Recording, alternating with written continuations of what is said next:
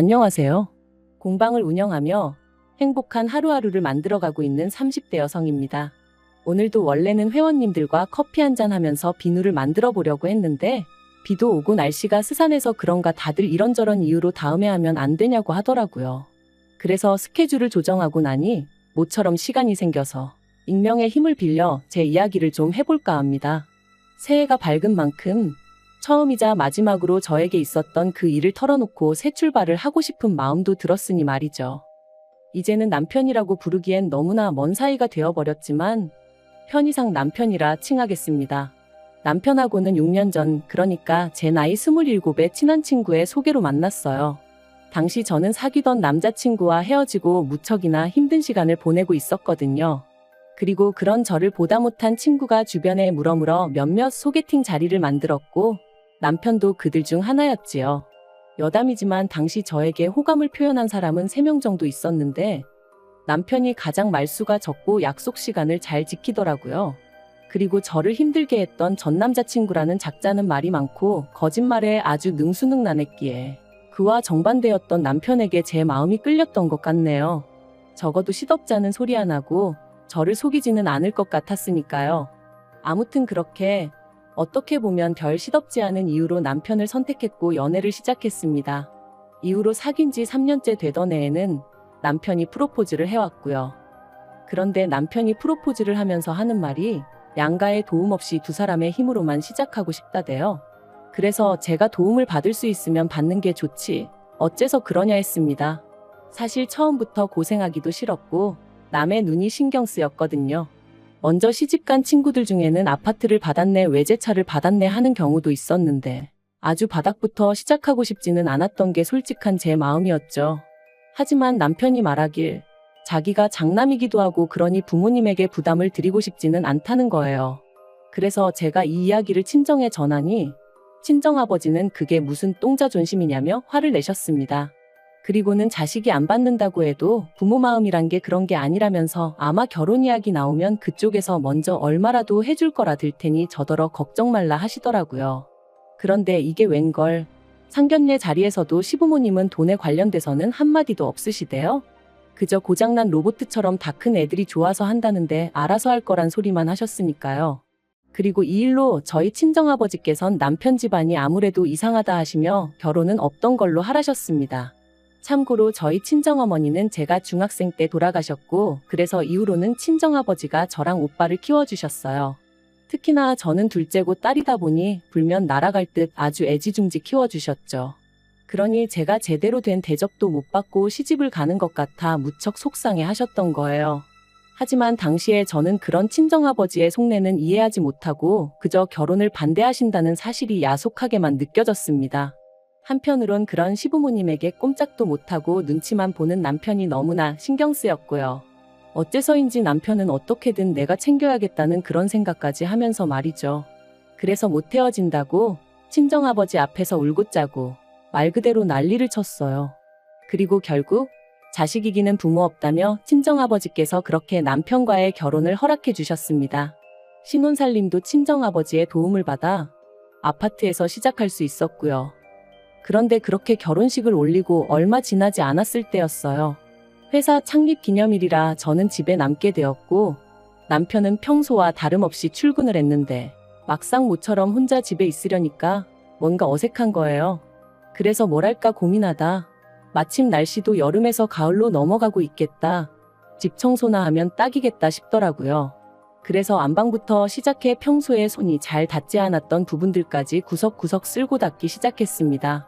그리고 그때 남편의 책장 가장 윗칸에서 오래된 사진 몇 장이 떨어졌는데 사진 속 꼬마가 낯설지 않았죠. 바로 저희 남편이었으니까요. 사실 몇 번이나 예전부터 남편에게 어렸을 때 사진 좀 보여달라고 했었는데 그럴 때마다 이사하면서 다 없어졌다고 했었는데 이렇게 버젓이 몇 장씩이나 가지고 있었다니 반갑기도 하면서 동시에 황당하고 어이없기까지 하더라니까요. 그리고 그때 어린 남편을 애정어린 눈빛으로 바라보고 있는 웬 여자분이 제 눈에 들어왔습니다.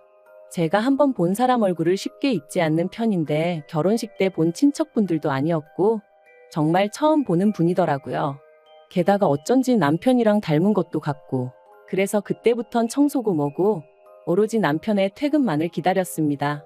이게 다 뭐냐고 묻고 따질 생각만 하면서 말이죠. 이윽고 시간이 흘러 7시가 좀 넘어가니 평소와 다름없이 남편이 집에 왔고 저는 그런 남편에게 사진들을 들이밀며 이건 뭐냐고 물었어요. 어렸을 때 사진은 다 없어졌다더니 보란듯이 당신 방에 있더라고. 서운하고 섭섭하다 뭐 그렇게 이야기를 했던 것 같아요. 그리고는 옆에 이 여자분은 누구냐니까. 남편이 저를 한참 동안 말없이 쳐다보더니 자기가 사실 말하지 않은 게 있다면서 얘기 좀 하자더라고요. 잠깐이었지만 거실에서 식탁으로 자리를 옮기는데 오만 가지 별의별 상상이 다 되었습니다. 드라마를 너무 봤나? 말도 안 되는 생각들이 머릿속을 스치더라니까요. 그리고 그렇게 몇 분간의 시간이 흐르고 남편이 하는 말이 지금의 시어머니는 자기의 계모랍니다. 남편을 낳아주신 친어머니는 오래전 지병으로 돌아가셨고 이후로 아버님이 지금의 어머님과 재혼을 하셨다고요. 그리고 남편의 시동생은 두 분 사이에서 태어난, 그러니까 남편에게는 이복동생이었던 거죠. 제가 남편더러 나도 어머니가 안 계시단 걸 알면서 왜 말하지 않았냐 물었어요. 사실 같은 상처를 갖고 있었으니 얼마든지 서로를 위로해 줄 수도 있었을 테니까요. 하지만 남편은 장인어른은 재혼을 안 하셨지만 자기 아버지는 아니지 않냐며 저랑 자기랑 처지가 다르다고 딱 선을 긋는 거예요. 그래서 제가 더는 그 이야기는 하지 않고 아무튼 그동안 마음고생이 심했겠다. 그래서 그렇게 늘 어머님과 있으면 눈치를 보고 그랬던 거냐 물었습니다. 그런데 남편이 보인 반응이 뜻밖이었어요. 자기가 언제 어머님 눈치를 봤냐면서 자기는 그런 적 없다고 아주 펄쩍 뛰었거든요. 제가 직접 보고 느낀 게 있는데 정작 당사자가 그렇게 나오니 좀 황당하대요. 하지만 뭐 본인이 아니라 하니 더 캐묻기도 그렇고. 아무튼 이후로 남편은 자랑할 만한 이야기도 아니고 저희 친정아버지께서 이런 사실까지 아시면 절대로 결혼을 허락해주지 않으실 것 같아서 말을 못했다며 미안하다 했어요. 하지만 이건 이해하고 용서하고를 떠나서 마음이 편치가 않았습니다. 솔직히 제가 남편하고 결혼까지 약속했던 건 남편의 정직함 때문이었거든요. 그런데 남편이 작정하고 저를 속인 건 물론이고 제가 사진을 발견하지 못했다면 끝까지 말하지 않았을 것 같은 게 생각할수록 화도 나고 실망스러웠죠. 하지만 이제 와서 시시비비를 가리자니 그것도 쉽지 않고 그래서 더는 나를 속이지 말라고 그 한마디만 하고 가슴속에 묻고 가기로 했네요. 한편 어쨌든 남편을 낳아주신 친어머니는 아니셨어도 길러주신 어머님이셨으니 이후로도 저는 제 할 도리는 하려고 했습니다. 하지만 어머님께서는 하루하루 시간이 지날수록 저희에게 바라시는 게 많아지셨어요. 특히나 금전적인 부분에서 요구하시는 게 늘어만 갔는데 알고 보니 그 이유가 결혼 전에는 어머님이 남편의 월급 통장을 갖고 계신 적도 있었고 어머님이 뭐 필요하다 갖고 싶다 하시면 남편이 대부분 다 해드렸던 모양이더라고요. 그런데 남편이 저와 결혼하면서 경제권을 아예 저에게 넘겨줬다 보니 더는 전처럼 어머님의 요구사항을 들어드리지 못하게 된 거였죠. 참고로 경제권을 제가 가져오게 된 건 결혼 허락받고 전세집을 구하는 과정에서 남편이 모아둔 돈이 형편없이 적다는 사실을 알게 되면서였어요. 제가 그렇게 직장 생활하면서 번 돈을 도대체 다 어디다 썼냐 물으니 모른다고만 해댔고 그러니 경제권을 제가 안 가져올 수가 없었네요. 아무튼 결국 이 일로 저는 남편과 결혼한 지 1년 만에 어머님과 크게 부딪히게 되었습니다. 어머님께서 남편이 비록 저랑 결혼하긴 했어도 여전히 당신 아들이라 하시며 남편 통장을 내놓으라 하셨거든요. 당신이 월급 관리를 해줄 테니 저더러 생활비를 타서 쓰라면서 말해요. 그리고 저는 그게 말이 되냐? 절대 못 드린다 하고 버텼어요. 그렇게 남편 주머니 사정이 걱정되시는 거면 결혼하기 전에 좀 챙겨주시지 그러셨냐고 지금은 제가 있으니 안 해주셔도 된다, 관심 끄셔도 된다 쏘아붙였죠. 그랬더니 나중엔 아버님까지 나서셔서는 어디 며느리가 시어머니 말에 토를 다냐 하시며 저를 꾸짖으셨는데 솔직히 두 분 다 제 눈에는 그저 추하고 탐욕스러워 보일 뿐이었습니다. 하지만 더욱 저를 힘들게 했던 건 남편이 보인 반응이었어요. 남편이 돈 몇 푼 때문에 부모님 마음을 상하게 해야겠냐면서 일단은 통장 드리고 나중에 부모님 마음이 풀리면 그때 다시 받아오면 되지 않겠냐는 한심한 소리나 해댔으니까요. 그리고 이후로도 제가 남편을 지켜본 결과 남편은 어머님 아버님, 특히나 그 중에서도 어머님에게 어떻게든 인정을 받고 싶은 욕구가 있어 보였습니다. 이렇게 표현하자면 뭐하지만 어떤 의미로는 짝사랑을 하는 남학생 같았다고 해야 할까요? 어떻게 하면 어머님 마음을 상하지 않게 할까? 어떻게 하면 어머님이 더 좋아하실까? 하지만 어머님이 남편을 대하는 태도는 시동생을 대하는 태도와 비교하면 정말 하늘과 땅 차이였거든요. 가령 온 가족이 모여 식사를 할 때도 남편 앞에는 온통 김치에 나물 반찬, 밥도 어떨 땐 누른밥. 하지만 시동생 밥은 늘 윤기가 잘잘 흐르고 그 앞에는 불고기며 뭐며 누가 봐도 메인 메뉴다 싶은 게 놓여 있었죠. 그래서 한 번은 제가 그 불고기 접시를 가져다 저희 남편 앞에 옮겨놨어요. 그랬더니 대번에 어머님이 저더러 뭐하는 짓이냐고 짜증을 내시길래 저희 남편도 불고기 좋아한다고 했죠. 그러자 어머님이 남편더러 너 이거 좋아하냐고 물으셨는데 남편이 대번에 자긴 안 먹어도 된다면서 저더러 괜히 왜 오버하냐 그러더라니까요. 그리고 이후로도 이와 비슷한 일은 몇 번이나 있었고 그럴 때마다 오로지 어머님 기분만을 살피는 남편을 보고 있자니 안쓰럽고 한편으론 섭섭한 생각에 제 속만 까맣게 타들어갔네요. 하지만 그럼에도 불구하고 저는 그런 남편을 어떻게든 지켜주고 싶었어요. 남편에게 진짜 가족이 뭔지 알려주고 싶었죠. 하지만 남편은 끝까지 제 마음을 알아주지 않았는데 재작년 여름이었습니다. 모처럼 고향에서 열리는 동창회에 다녀오신다며 친정아버지께서 1박 2일로 여행을 떠나셨어요. 평소라면 차를 가져가셨을 테지만 그날은 어째서인지 고속버스를 타고 가신다 하셨죠. 그런데 이튿날 이제 곧 버스 탄다는 통화를 마지막으로 세상을 떠나셨습니다. 운전기사가 졸음운전을 하다 그만 중앙분리대를 들이받았고 그대로 반대편에서 오는 덤프트럭과 부딪혔다나요? 뉴스에도 나왔을 정도로 큰 사고였고 저도 친정오빠도 제정신이 아니었어요. 평소에도 누구보다 건강관리에 힘쓰시던 아버지셨기에 그렇게 허무하게 세상을 떠나실 거라곤 꿈에도 생각해 본 적이 없었으니까요. 솔직히 그때 일을 다시 떠올리기란 지금도 너무 괴로울 뿐입니다. 아버지 장례식까지 시간이 어떻게 흘러간 건지 무척이나 슬펐다는 것 말고는 다른 건 아무것도 떠오르지 않을 정도로요. 어느덧 장례가 마무리되고 친정오빠가 나서서 아버지 사망신고부터 시작해서 법적인 부분을 정리해 주었어요. 그리고 오빠와 제가 아버지 재산을 반반씩 물려받게 되었는데 보험금까지 더해지면서 거진 7억 가까이 되는 큰 돈을 받게 되었더라고요. 저는 이 일을 마음 같아선 남편에게조차 비밀로 하고 싶었습니다. 하지만 그게 마음먹은 대로 쉬운 일은 아니었어요. 그래서 남편에게 당신만 알고 있고 시부모님이나 시동생에게는 꼭 비밀로 하라고 신신당부를 했는데 설마 했더니 역시나 지켜지지 않았습니다. 남편이 알게 되고 일주일도 지나지 않아 어머님이 연락을 해오셨거든요. 그것도 처음 들어보는 세상 다정한 목소리로 말해요. 어머님은 이제껏 며느리랑 데이트 한번 못 해봤다는 너스레를 떠시며 저더러 만나자 하셨습니다. 그런데 막상 카페에 도착하니 그 자리엔 어머님만 나와 계신 게 아니었어요. 아버님도 시동생도 그리고 심지어 남편까지 나와 있었거든요. 어머님은 단도직입적으로 이야기하겠다 하시더니 사돈이 재산을 꽤 많이 남기셨다 들었다며 저더러 앞으로 그 돈으로 뭘 할 거냐 물으셨습니다. 저는 아무것도 안 할 거라고 대답했고요.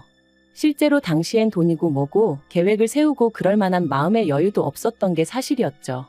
그런데 제 말뜻을 어머님은 어떻게 이해를 하신 건지 그럼 잘 되었다 하시면서 그중 3억을 당신한테 달라셨습니다. 어이가 없어서 왜 그러시냐고 물으니 시동생 장가도 가야 하고 당신들 사는 아파트도 너무 낡아서 이사를 갈까 하신다나요? 황당해서 그러니까 그 돈을 왜 저한테 달라시냐고 물었어요.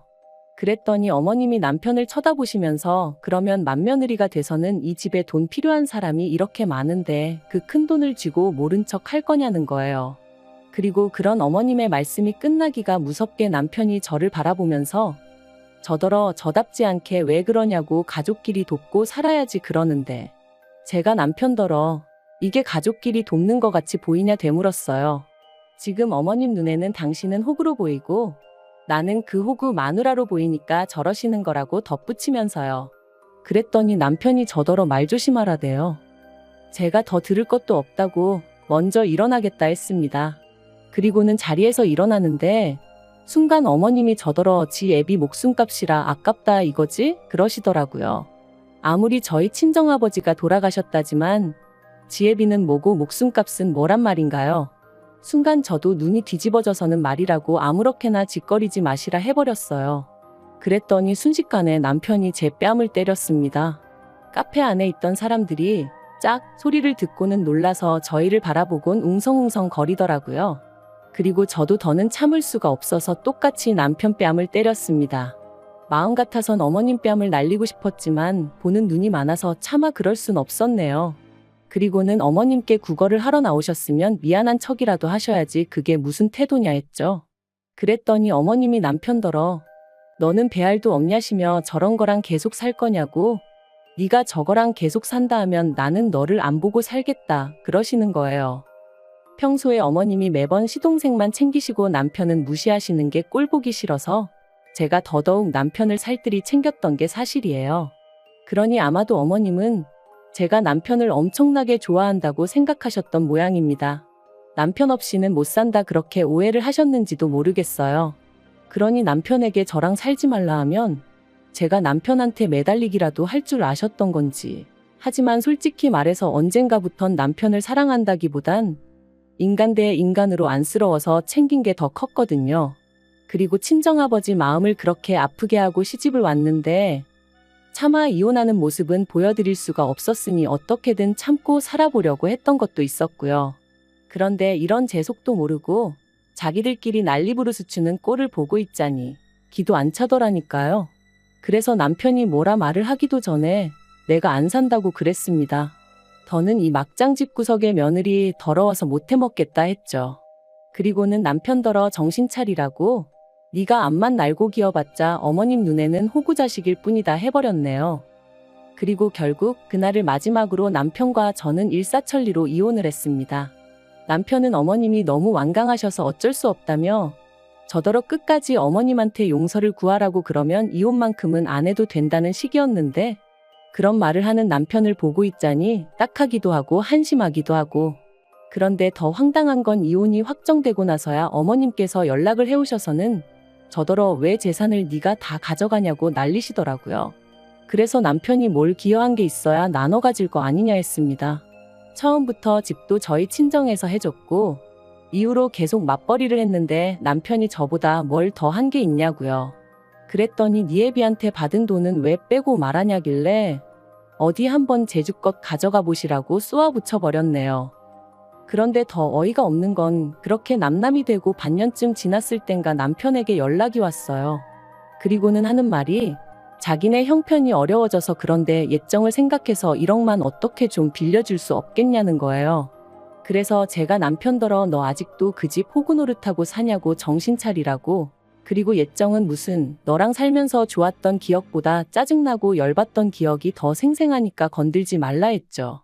그랬더니 어머님이나 자기야 그렇다 쳐도 아버님은 저한테 나쁘게 한 거 없지 않냐면서 그럼 아버님을 생각해서라도 어떻게 안 되겠냐는데 제가 그렇다고 아버님이랑 뭐 얼마나 가깝게 지낸 것도 아니었고요. 오히려 아버님이야말로 어떻게 보면 그런 어머님을 막을 수 있는 유일한 분이셨는데 중재 비스무리한 것도 한 적이 없으셨어요. 그러니 저는 아버님도 어머님만큼이나 나쁜 분이라고 생각하거든요. 그래서 남편더러 쓸데없는 소리 하지 말고 다시는 이런 걸로 연락하지 말라 했네요. 그리고 저는 아버지가 남겨주신 재산을 어떻게 하면 의미 있게 쓸 수 있을까 오랫동안 고민하다가 그간 힘들게 지냈던 게 억울하기도 하고 그래서 제 나름대로 삶의 여유와 행복을 찾고자 공방을 열었습니다.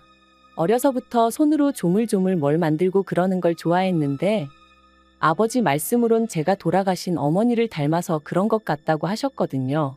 그래서 공방 일을 할 때면 그리운 부모님과 같이 있는 기분이 들기도 해요. 한편 다행히도 오픈 직후부터 지인들의 입소문 덕분에 회원들이 조금씩 늘어서 저 하나 먹고 살 만큼은 벌고 있어요. 이만하면 하늘에 계신 부모님도 저를 보고